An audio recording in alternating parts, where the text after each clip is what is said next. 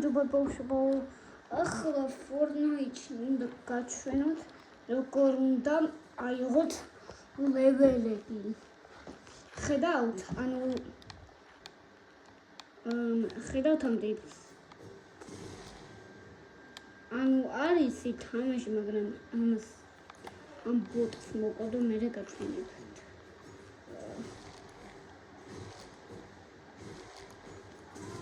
ოპა. კარგი.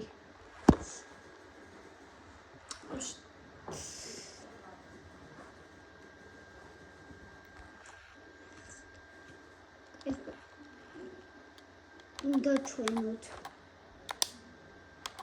ხო და აი ამას ქვია practice ranked aim edit pixelx.